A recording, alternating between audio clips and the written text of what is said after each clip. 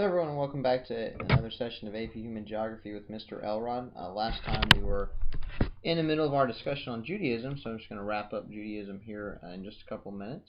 Today, and what we're going to be looking at right now really is the cultural landscape of Judaism. When we talk about Judaism, the place of worship that the Jewish religion has is called the synagogue.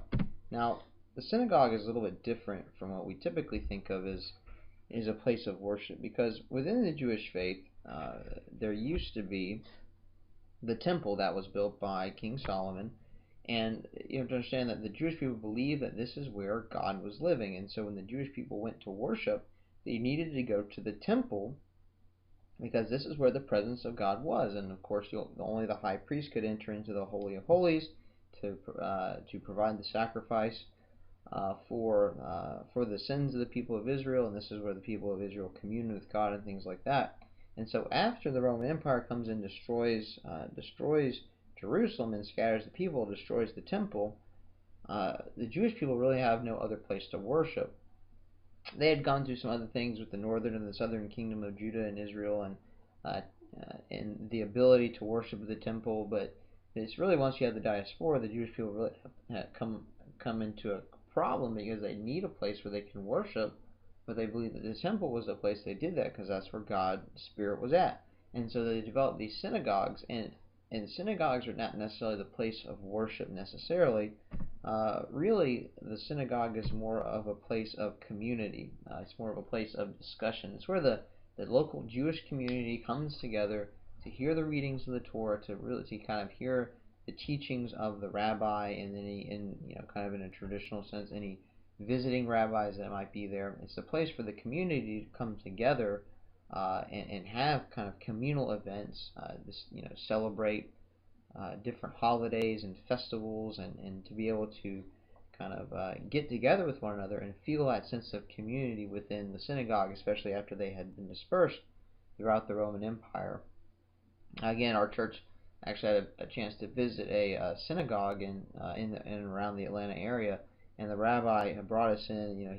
He really tried to help us to understand that concept of this sense of community and the way that Jewish Sabbath service might run differently from what we might consider to be a traditional church service. And in fact, he was telling us that when he's doing his teaching, a lot of times it's more of a discussion. He'll be talking about something, and then someone in the audience will ask a question, or they'll create dialogue within that. And so again, the synagogue acts really more as a place of community for the local Jewish community as they come in. One thing that he was talking to us about, apparently a very important part of the Jewish synagogue, is what's called the Ark. And this is the place within the synagogue that's going to contain the personal scriptures of that synagogue. And so this would be a copy of the Torah that the synagogue has. It's a very prized possession of the synagogue. It's a very expensive piece within the synagogue. It's actually, the Torah is done on the scroll. It's done on lambskin, and it's handwritten. It's handwritten by a scribe in Israel, and it's done in Hebrew. And again, this is very much a prized possession of the synagogue. And along with the Ark, you'll have typically other things that are part of traditional Jewish worship. Probably with symbolism, you'll have things like the Star of David. You'll have the menorah that holds the candles, and other elements that help the Jewish faithful kind of go through their services and their events there at the synagogue. And as I was looking around, these are just some pictures. These are some different synagogues in mostly European cities. This one's in the Czech Republic. This one's in Lithuania. Sorry, this one down here at the bottom right is in Lithuania.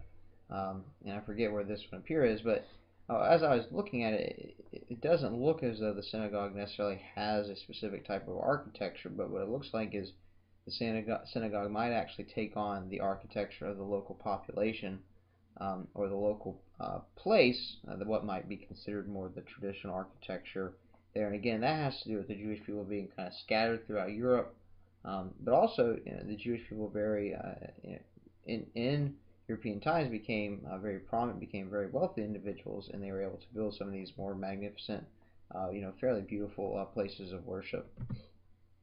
As far as Judaism today, one of the most I guess, sacred places in Judaism today is what's called the Western Wall. And this is the only thing that remains of Solomon's temple after it was rebuilt.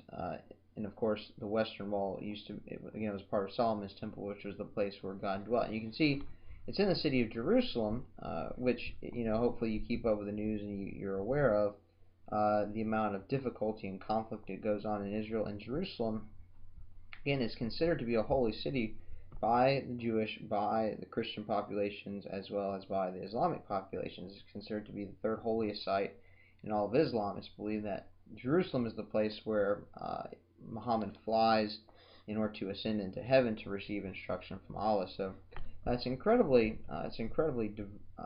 important place to several different religions, and it's right here in between Israel and the West Bank. We have the Palestinian population, and it's really been the source of a lot of tension, a lot of struggle. And in fact, if you look here at this image, you can see this is the Western Wall, and you have in the background, you have the Dome of the Rock, again the site where they believe that Muhammad ascended into heaven.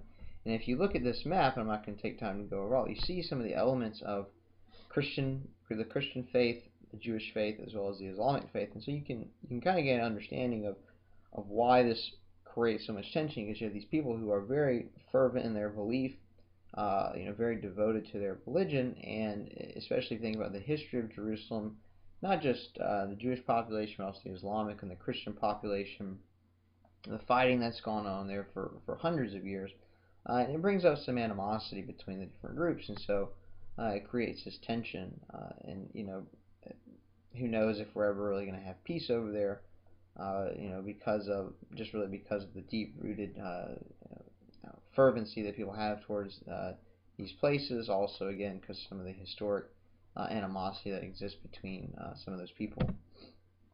That's all that we have for Judaism. Again, that's just the cultural landscape, the synagogues, as well as the city of Jerusalem there in Israel.